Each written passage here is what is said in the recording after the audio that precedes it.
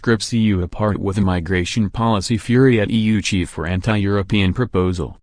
European Union member states were heavily divided over how to replace or even reform the bloc's Dublin regulation, where the country in which an asylum seeker arrives is responsible for them, and whether or not to introduce a mandatory relocation system for those granted protection. Migration Commissioner Dimitris Avramopoulos launched an attack on European Council's President Donald Tusk's plans to relocate refugees as anti-European and exposes the deep divisions within the EU as to how to deal with the fallout from the aftermath of the 2015 migration crisis. Mr. Tusk sent a note to all the EU leaders which stated, "Only member states are able to tackle the migration crisis effectively.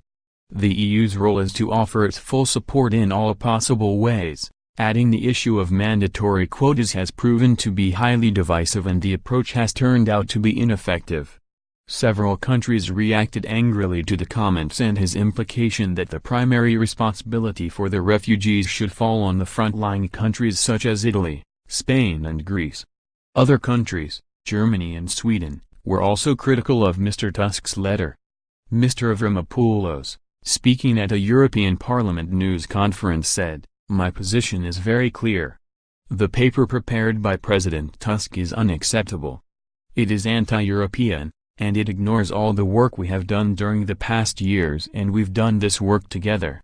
This paper is undermining one of the main pillars of the European project, the principle of solidarity. Europe without solidarity cannot exist. Our success in managing migration cannot be attributed to individual member states. These are European successes that are the results of our joint actions, of our joint efforts, of the European Union institutions, its agencies and all member states." One council official told Politico, "They need to sit down, look each other in the eyes and discuss what are we going to do about this, because it's not going to go away." The point of having these political discussions without conclusions is exactly to confront the difficult issues. The intention is that eventually will help unblock the deadlocks in the Council. That's the very idea of the leaders' agenda. Mr. Tusk was forced into a humiliating climb down later in the day due to the pressure and issued a revised note which called for the EU institutions to work together with individual countries over migration issues. Mr. Tusk wrote, "The EU can only tackle illegal migration effectively with the full involvement of member states and by the coordinated use of EU and member states' means and instruments. No member state can deal with this common challenge on its own, but decisive action by lead member states, backed by the EU and assistance from other member states, has proven to be effective." However, the new paper still declared the mandatory relocation system a failure. It stated, "The issue of mandatory quotas has proven to be highly divisive and the approach has turned out to be ineffective." A council official, who spoke on the condition of anonymity, said, "Is it ineffective? Yes, relocation does not solve the migration crisis, it does not reduce the number of illegal migrants arriving in Europe. Should the mandatory quotas policy be dropped, then this could lead to a confrontation with the European Parliament, which has an equal say over the EU's asylum policy.